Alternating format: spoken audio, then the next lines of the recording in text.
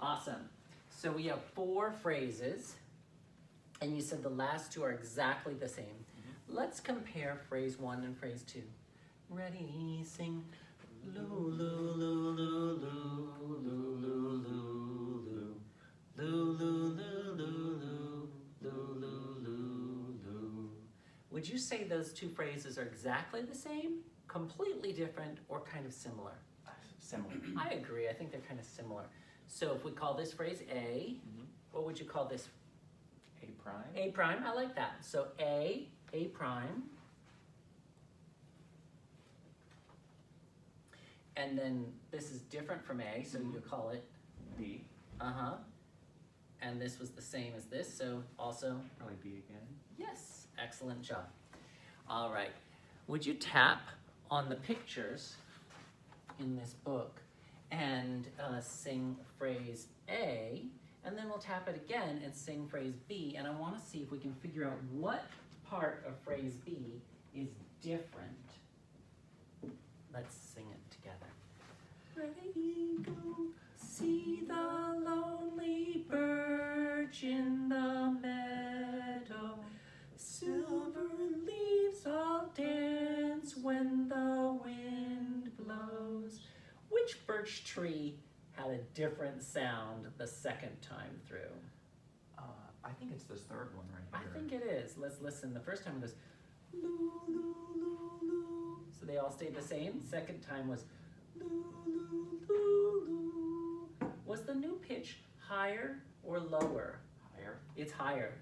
So loo, loo, loo, loo, loo, loo, loo. Was it a step or a skip higher? I think it was a skip higher. I think it's a skip higher. That's very good. The rest of the phrase, loo, loo, loo, loo. Is that moving by step or by skip? I think it's by step. It's moving by step.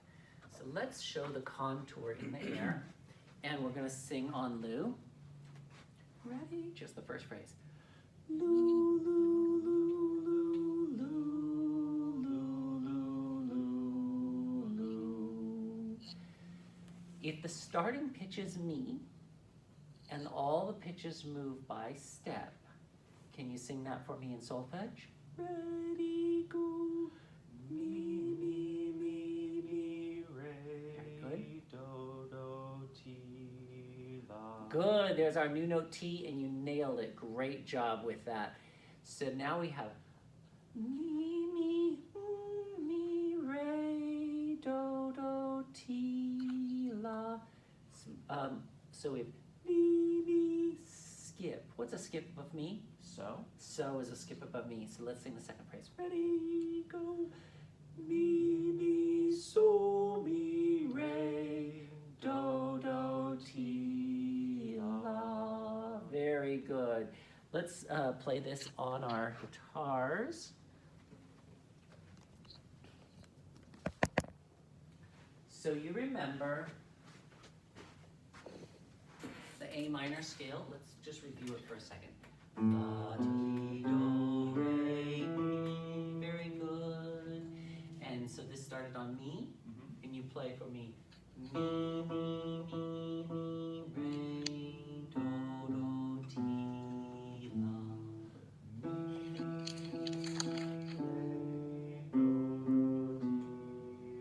Good. And I love your setup. Let's go ahead and make sure we're in first position for this scale. I start with more high. Oh, it's fine. I like the way your fingers are nice and relaxed.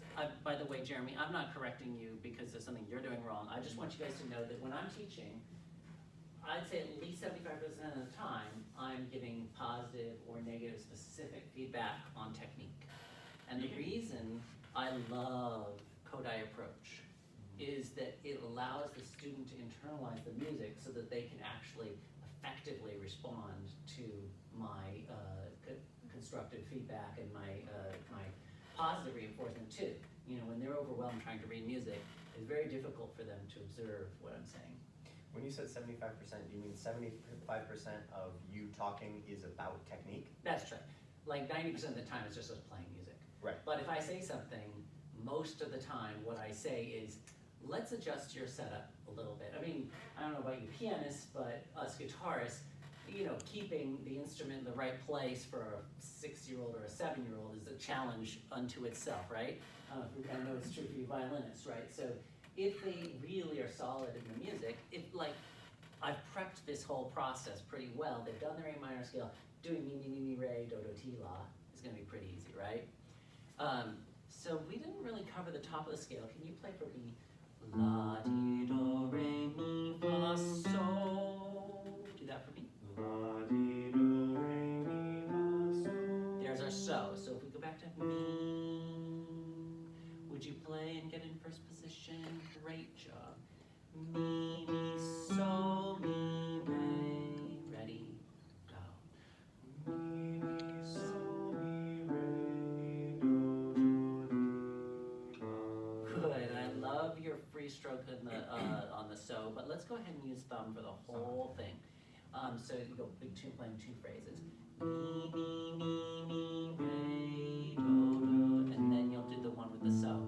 Mi, mi, so, mi, re, do, do, ti, la.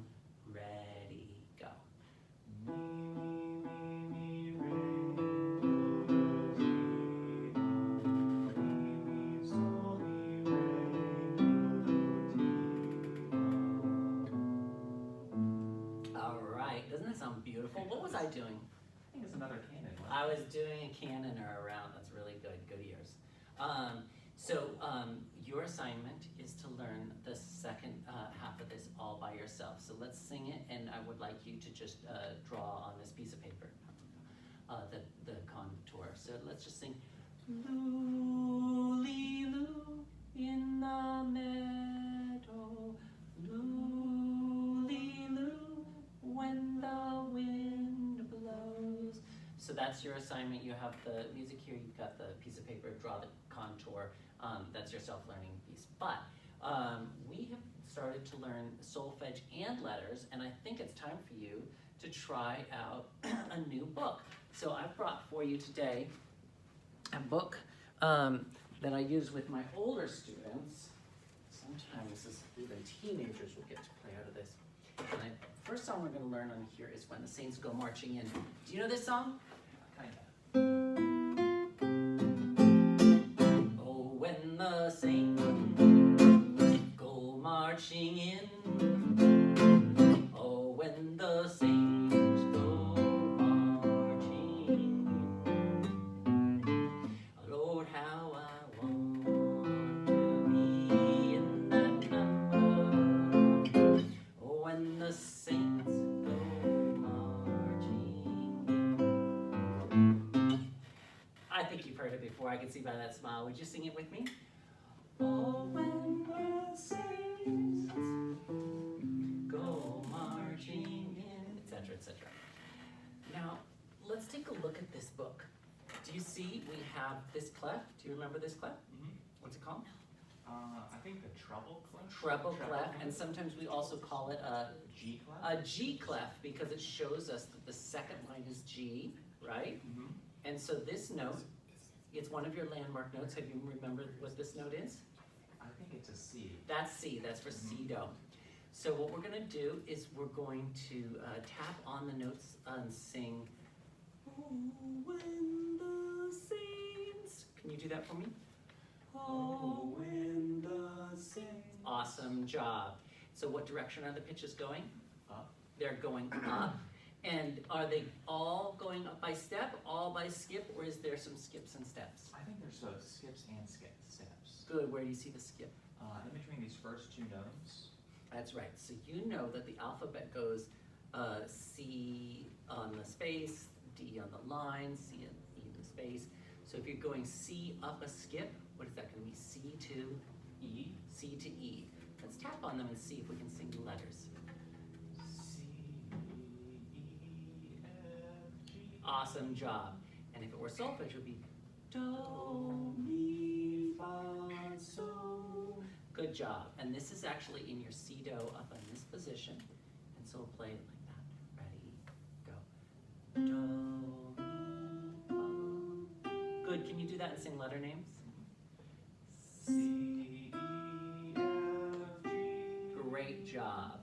And so the rest of the song isn't written out, though in this book somebody's already used it, so it is written out. But the rest of the song isn't even written here, so let's go ahead and figure out each phrase, and you'll write it in for me as we go.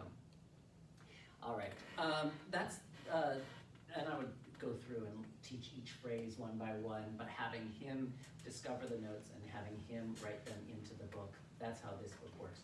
But I could just as easily do it as a reading exercise by having him figure out the notes and then sing and then write in letter names over it for the first couple of weeks, and then erase those letter names, light pencil. So this is post book 2. This is right at the end of book 2. So Birch Tree is pretty much one of the last songs in book 2. So now we can go ahead and talk about this transition and what can make it successful and what can make it difficult.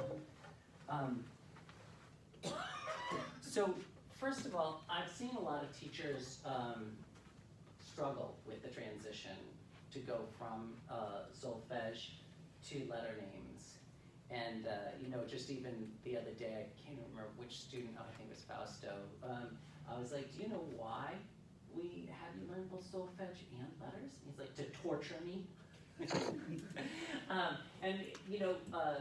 When teachers start, and in fact, in some ways, my student Fausto is a perfect example of how not to do this, because he started lessons for a year with a former teacher at Orpheus, who, as far as I can tell, only haphazardly taught some songs in solfege and some in letters.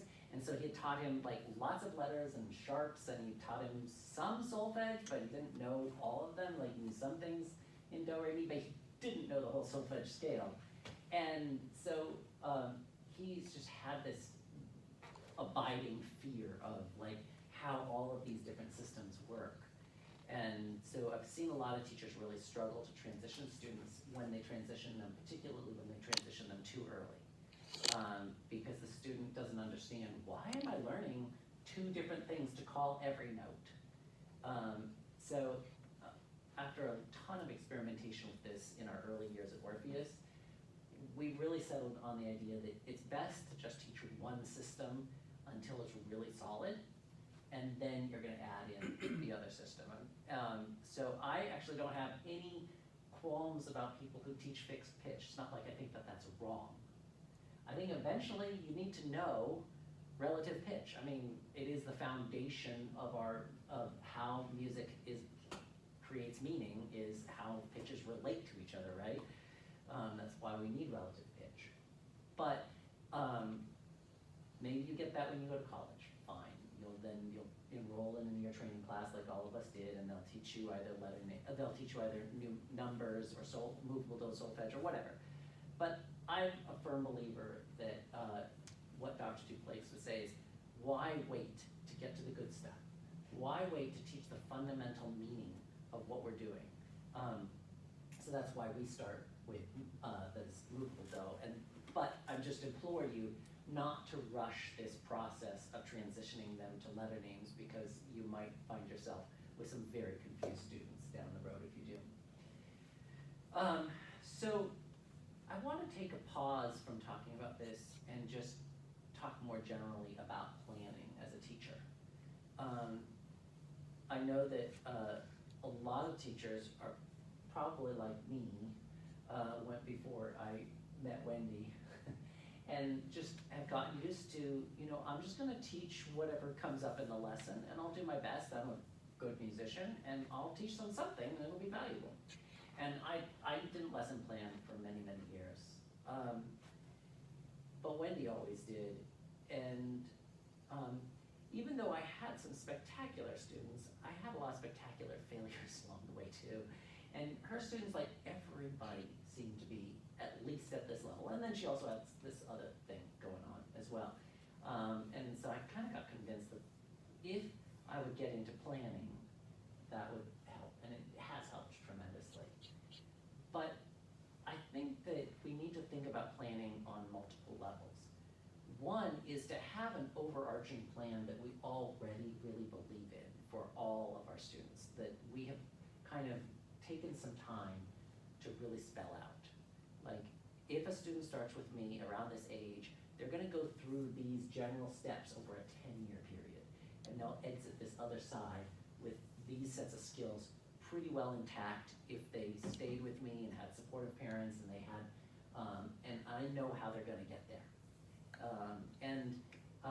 The other is, I have a plan for this year that's gonna be super exciting. It's gonna engage you and your friends, and it's going to get us into practicing a lot. It's going to get us to achieve a step along the way towards that master plan. And I have a plan for today, which is a part of that plan for the year, but it's going to be rotating through a set of skills that I can't address everything every lesson. So I need to know, oh, it's been 3 weeks since we've done any composition, or it's been 4 weeks since I assigned you to start memorizing your pieces and I forgot to come back to it, you know. And I think that planning on these levels is really our only hope for adjusting our thinking. Because if we don't write down a plan ahead of time, we will inevitably fall back into the habits that we were taught with. And not that that's the end of the world to just teach the way you were taught if you're a good musician, but the purpose of Orpheus Academy of Music, the reason when I started this school, is the thought that we can grow throughout our whole lives as teachers, and we can change and invigorate our teaching so that each day we come to teach, there's at least something new that we're bringing to the table and feels exciting. It's very, very difficult to do that on the fly with a student who's presenting us with something. And the main objection people have that bring to me with plans is that, well, the student might show up and not be have done anything, or my plan might be totally inappropriate to that student. And I always say, fine. So now you've just got a good plan for next week or for another student or something, but you've thought about teaching on your own. And you just teach the student as they present, which is what you would have done anyway if you hadn't planned, right? So no harm, no foul, but you have now played around with ideas. And I really recommend that you do the planning for each lesson in a really calm and creative space. I hate it when I show up to teach an hour ahead of time and I want to plan and I get, someone comes in my room, so-and-so's sick, can you sew for them? like all my planning time goes, I've got 5 minutes before the lesson. I never come up with my best plans then. So that's my little imploring you to take the time to really think through your lifelong plan, your year-long plan, and your today's plan.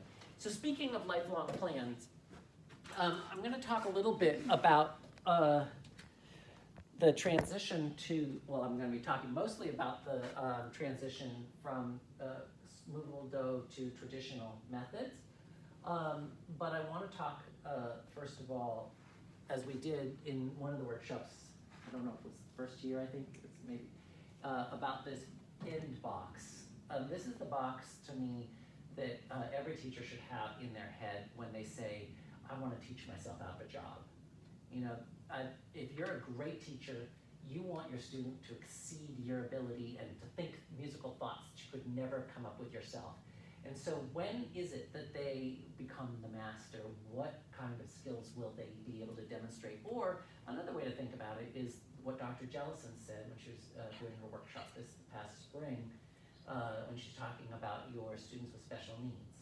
And she says, you know, imagine this student who, you know, severe autism, maybe brain damage from an accident or something like that, in 25 years, when you're not around to teach them anymore maybe, and they're out, how are they going to be musical in their community? What kind of skills are they going to need to be musical in their community? So what kinds of skills do you see that you feel like your students are essential to them? We'll just go around. I'll throw them in the box. I think one of the biggest is like a love of like music and wanting to like go out and like find music on their own, whether they're playing it or listening to it. One of the things I love that Dr. Duke always made us do is he said, put it in an action. So you're saying they go find music and play it, right? go find them. So it's something they do. They go on the internet, download songs, and so they go find music and play it. Yeah. Okay. Jeremy, what's another skill they'll have? That they should have? Probably sight reading is an easy one. But Okay, easy one they'll be able list. to read music well, and they will do it on a regular basis. This stuff that they got. What's another skill they'll have? To play with other students, chamber music. Okay, so they'll have some kind of ensemble skills, both. And this is really important to know. They will have the skill of playing with other people, but they will have the skill of forming the group too. You know, Wendy's got this awesome story going right now with one of her students and Mr. Jesse's students. These kids get together and, you know, play video games and then practice for a couple of hours, write a new program, come up with places that they're gonna play together. Like, they've become truly best friends for music, and they've played at a higher level, and they're constantly lifting each other. And one of them Jesse's student she saw in the hall was like, I wasn't prepared at our last rehearsal, but I went home and practiced right away. You know, that's our goal, right? He's embarrassed to have shown up at his friend's house and wasted his friend's time, and they still hung out, and you know, they have dinner together sometimes. But what's something else that they should have? Maybe to enjoy and understand different music styles. Enjoy different styles and play different styles, okay, so that they can.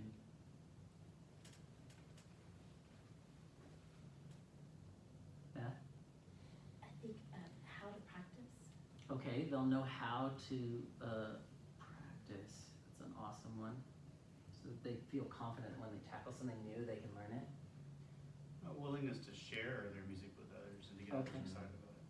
They'll be willing to perform or share.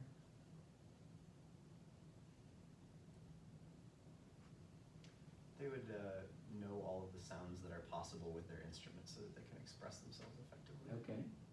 Know a variety of sounds. Let's just say know how to play expressively. How to express themselves. All right, one unmute at a time. Why don't we go with Mike? How to improvise. Okay.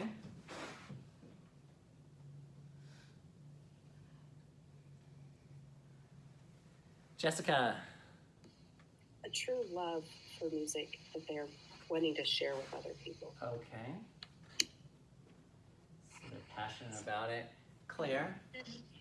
And also making a story. I kind of love to do that with students in the music. Okay. To tell a story through music. All right. I think these are all great, and everybody should have this list written somewhere for themselves that you can refer to, that this is happening in your lessons. You know, none of you mentioned that they will be able to play comfortably with decent technique so that they don't injure themselves and can play with a sound that projects and stuff like that. These are things that I'm sort of passionate about with my students. You would think that being somebody who's like always talking about playing with learning in meaning-based teaching, that I would care so much about musical playing, and I do, but I'm a taskmaster when it comes to excellent technique. I just feel like a lot of people hit a ceiling that they can't ever get past because there's something deeply flawed about their technical progress.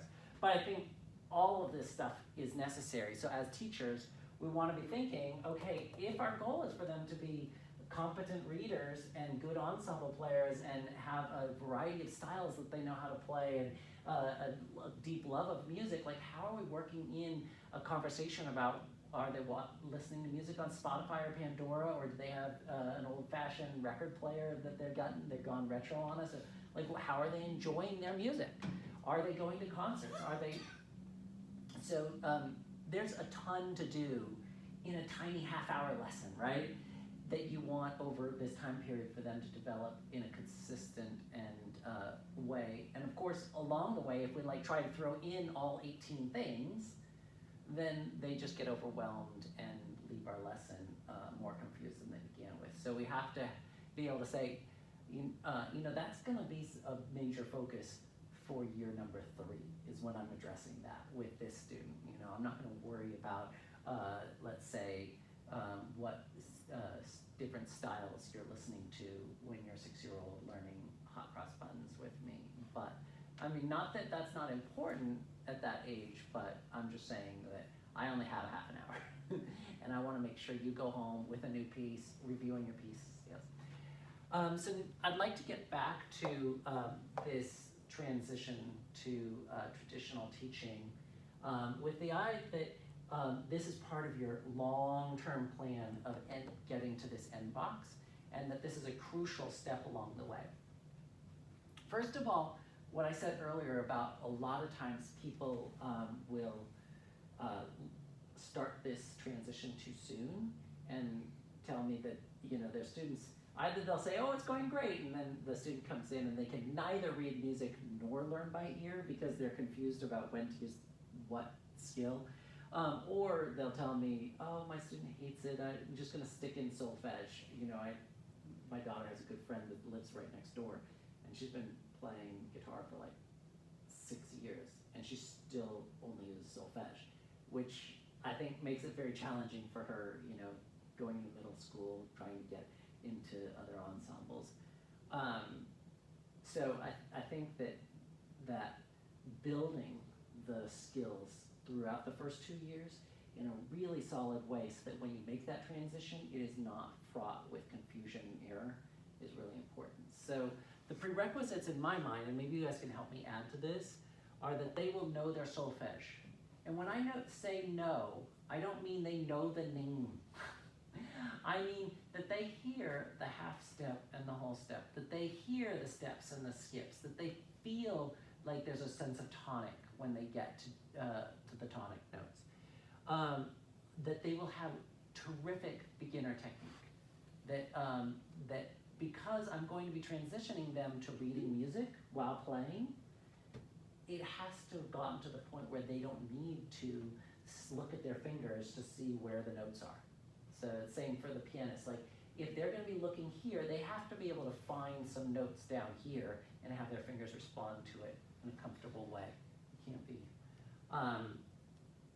They know quarter notes, eighth notes, half notes, rest, the sense of stress and release of 2/4, 3/4, 4/4. That they understand form, the same and different, similar. They've learned many different songs so that it kind of gets to this love of music and loving to perform and share their music. Like they don't just know concepts, they actually have a song that they know does that concept, and it makes them excited. And they're going to know the landmark letters already, so they'll have practiced drawing a treble clef and a bass clef if they're a pianist, and understanding where the letters are on that staff, where G is, where middle C is. For us guitarists, where the C above the C on the staff is. And that they have the concept of the alphabet, that it just goes A through G and then repeats infinitely. That those things are strong concepts. I won't say that they know it. Like they're gonna get to know it through the process of being a traditional student now. And then the transition that I have to focus on. Is there anything else, by the way, that you guys think of prerequisites prior to getting switched over to? All right, then I'll go on. To me, when I get a student that has reached these prerequisites, and I'm going to move them into one of the traditional books, I really take a lot of time to strengthen certain skills intensely. I find it really frustrating for the students and myself for them to sit in this middle ground where they kind of know their notes, but not really. That is, that like I have a student right now who's still on the guitar. He knows several notes, but like when it's E and F on the 4th string, he always has to go A, C, D, E. Okay, there's E, there's F. Like, he doesn't know where those two notes are. And it's just so difficult to read a complicated piece of music, any kind of complicated piece of music, where you always have to stop and figure out what those two notes are. So for those students, and him in particular, but many others, we use apps and we use flashcards and we use a dozen other things. I just say, every day, in the car, at home, get this done. just memorize these letter names on the staff and then at home on the guitar, so that's done with. And I give him a lot of pieces where he'll be writing the solfege and the letters in until, it's not that, you know, some people hear that and they're like, oh, don't write the letter names over the notes because they'll just read them. Yeah, that is a serious problem. Do not do this for more than a month. But that process of comparing solfege and letters really helps them understand why we need a solfege system and why we need a letter system. And we spend a lot of time transposing all of their pieces to a key that is acceptable if we're gonna, I mean, if I find a piece that has no fa in it, then I can do it in like C and F. And I find a piece that has no T in it, then we can do it C and G. So I know you gotta go teach Shane. And that brings us to the eventual goal of this, which is that the student has the ability to become a little bit more independent in their learning. Because before, we pretty much were introducing every piece to them. If we can get them to this next place where they're an effective traditional student,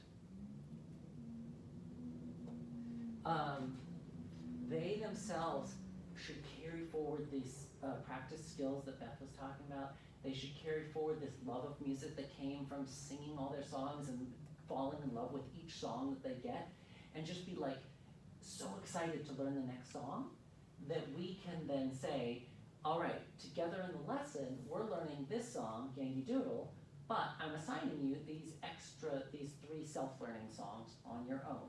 What are your steps going to be? Well, I'm going to break it down into the phrases. I'm going to sing and touch the notes, and I'm going to notice the steps and skips. I'm going to sing letters. I'm going to see about, you know, is there a accompaniment or left-hand stuff, because they might be getting to that in guitar. And then I'm going to practice each phrase X number of times slowly before bringing it up to speed. And in my opinion, I know that there's many, many paths up the mountain towards independent, successful, well-rounded musician. But in my opinion, students who can learn on their own successfully at a high level, multiple pieces per week, give the teacher a much stronger opportunity to achieve these end goals before they leave. The students who have to be spoon-fed every piece, it's unlikely, in my opinion, that they will get there. And I think it's unlikely, frankly, that they will continue to be really musical as adults, because that's not what, like, if we're having to spoon-feed them each piece after a few years, then we're modeling for them that you're dependent, a musical dependent. You have to have a teacher who's feeding you how to play. But if we can get them to the point where they're learning some with us and some on their own, then they can become, like I think most of us probably were at some point. I mean, most of the professional musicians I know were like me, and they got hungry for playing great music, and they would just dig through libraries, and you know, whether it was lead sheets or Beethoven sonatas or whatever, that we were like, ooh, what does this sound like? And messing around, and that's what we want for our students, but not at the earliest stage when it's going to mean they're playing with horrible technique and just butchering the music, but not so late in the game that they have already developed a mindset of, oh, I just show up to the lesson and listen to what the teacher says, and then I go home and do exactly what they said and come back, and hopefully it's better. All right, that's all I have prepared for today. I want you guys to have some time to practice on your with each other, but are there any questions anywhere? I have one on what you were saying, because I just thought I had a lesson this Wednesday where a student came back and she looked at 2 songs on her own, and I'm like, I should have given her more praise for that. I'm like, been excited about that. But what's the best way to kind of make sure that they're not going out and like taking on too challenging things, but also like, hey, go out and learn music on your own? And how do you balance? I think that's a tough one because Yeah. we certainly want to encourage that.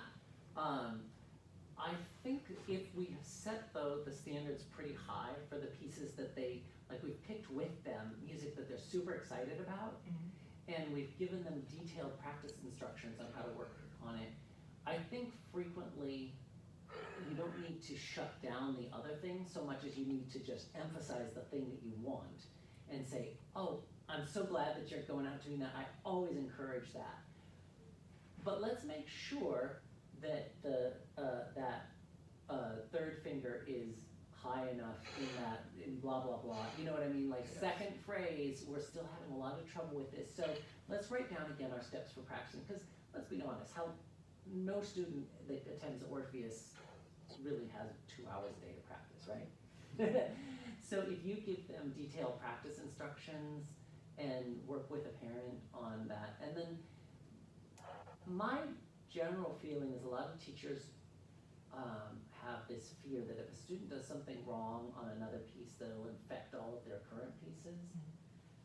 I don't see that. I don't either. Go ahead and screw around all you want on the Shania Twain fiddle thing, and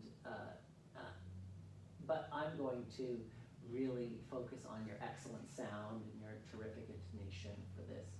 Does anybody else have any thoughts about that? Well, this is kind of plays off that. I had a student that did like the exact same thing, where he like came in and he learned Old MacDonald from a QR code, you know, in the book. Mm-hmm. And he was just like, oh, I was just like looking around on this, and he's like, oh, I learned this song.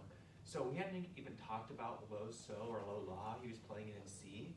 What I didn't really name it for him because we hadn't talked about it. How do you handle that if they come in there and they I same thing. they've gone ahead She was and doing low Yeah. law. and they've done something? I know that it's kind of like the whole preparation then presenting thing.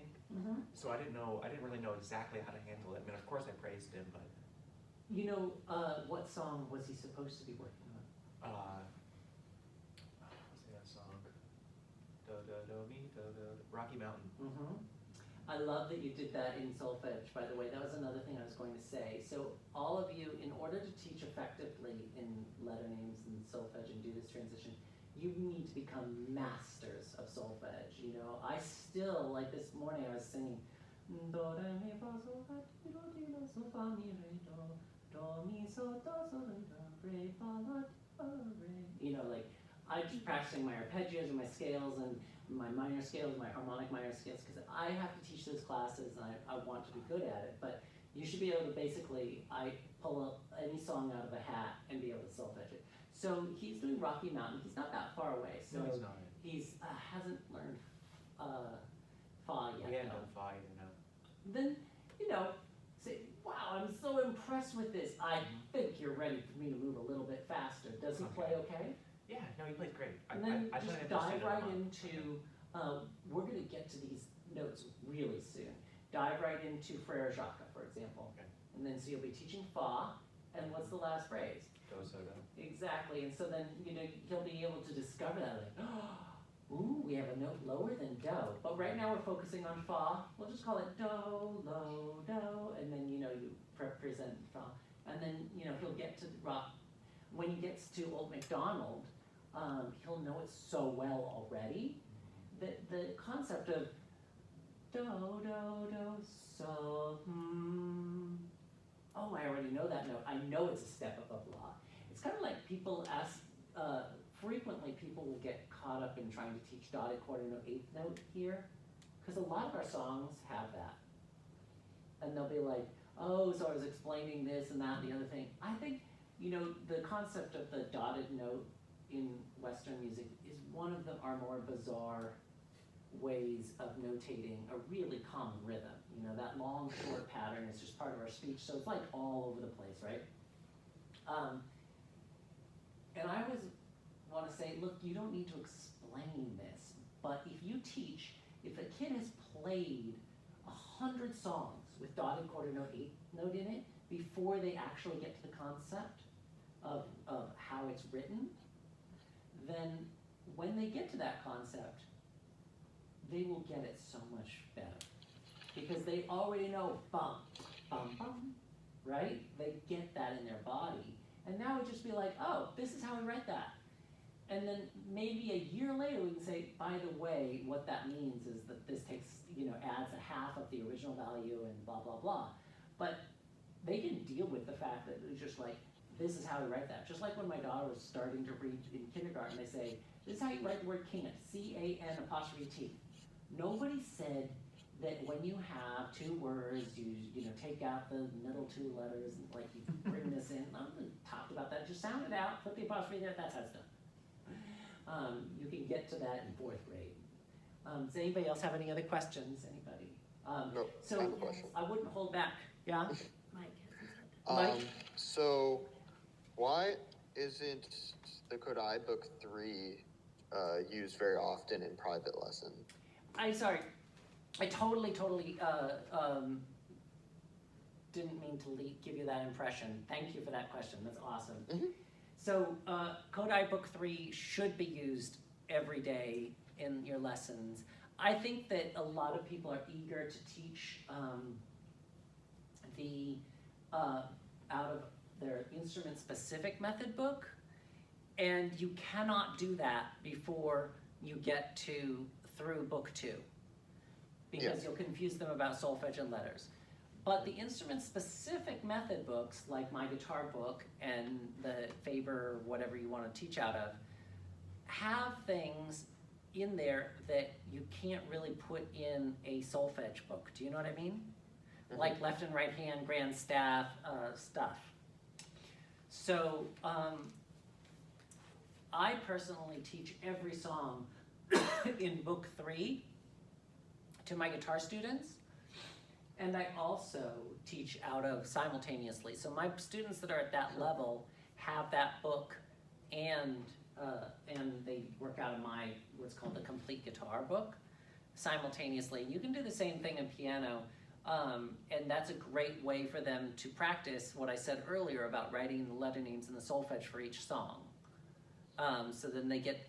Also, I think that the way that we present the circle of fifths and scales, key signatures, is a lot more effective in Book 3 than it is in traditional method books, where it's just sort of like, here it is, memorize it. Or here's a trick to memorize it, but it actually gets you to understand, oh, our scales have symmetry to them, but it's slightly offset. And so they start to notice that pattern, then they understand why. There's this whole, again, meaning-based teaching. Any other questions before you send you off to teach, to practice teaching? I have one other question. Okay, sure.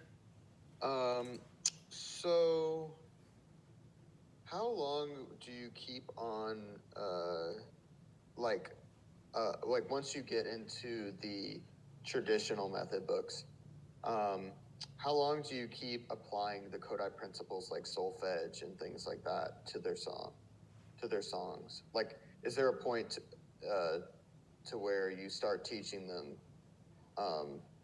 like, say, how you would, like, when you took lessons in high school or Does anybody have a guess as to what I'm going to say? It doesn't stop. Yeah, 'cause this doesn't Like, cease. Okay. my daughter is playing this Prelude, Fugue, and Variation by, I always blank on the composer. It's not Satie or Sanson. It's, it'll come back to me. But it's, it's an advanced piece, It's definitely a challenging piece. It's piano. And I said, well, you definitely should be solfeging that. Did you never have a teacher in college that made you sing your music? Did everybody? Yeah. I mean, some teachers love to have people do fixed dose singing, but for me, the purpose of singing your music is to understand the relationships between the pitches, the tension, the release, all of these things to phrase in a way. I literally said this to my daughter right before we had lunch today. She was playing that piece, and I said, I hear the melody in the left hand there. Can you solfege that? Because it's da da da da da. So she solfeged it, but she went da da. As I feel like you need to put the emphasis on the strong beat, and I think she's encountered this, and a lot of people have told me this about other students who have gone through this as well. They're able to respond so quickly to even just the slightest instruction because they get the meaning of it. They understand the agogic emphasis of time signatures. They understand the scale degrees, and they can sing the piece the way it's supposed to go. So phrasing becomes a natural part of breath, and expression becomes a natural outflow of understanding where you are related to tonic and where you are related to the chord structure and the. So I never stop. Like, I have a number of pieces, very advanced technical pieces on guitar that I start just by playing for them, drawing the phrases, sing the solfege, and and have them write out these pieces. I don't even teach them from notation. I just have them write out the notation themselves, and I just teach it to them kind of in the Kodaly approach, even though it's an advanced classical piece, just to get back to that from time to time. But hopefully they're reading enough music that they come and we dive right into it. So I guess I bring it back constantly, and it's my hope, and I think we've experienced this with students who've already gone on to college, that when they get to college, they're flying through their ear training classes and their music theory classes because that all makes sense to them. They've analyzed their music both from a solfege perspective and a Roman numeral analysis perspective, but again, writing out something I want you guys to all do this semester is to write out kind of a lifetime chart for your student, what they'll learn when, to get to that end box that you already wrote up there. All right, anything else? I don't know how much time we even have left. What time is it? 2:30. 2:30. Ah, well. I do want to say there's a lot more for us to cover. I want to work together with you guys on how to supercharge your students' practice.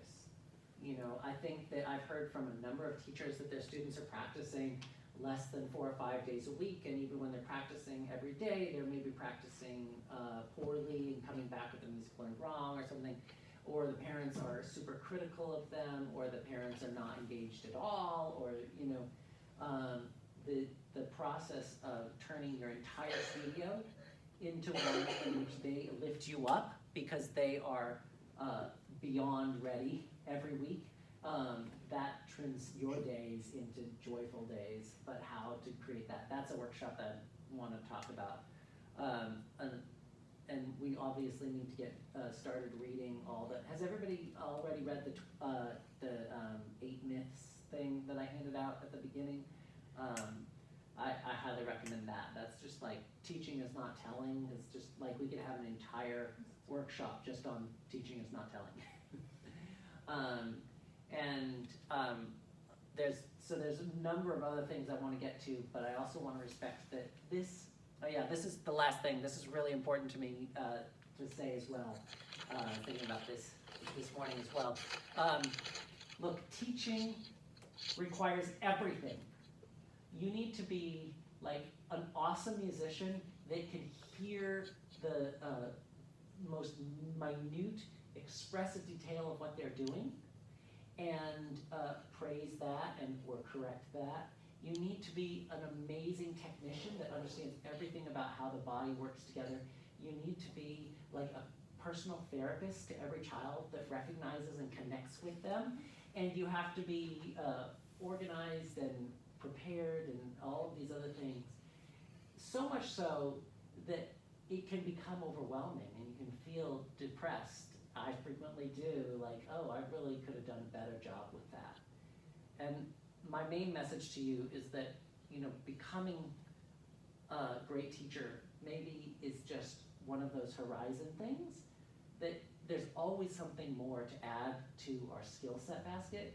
And we have to enjoy both where we are and the process of becoming.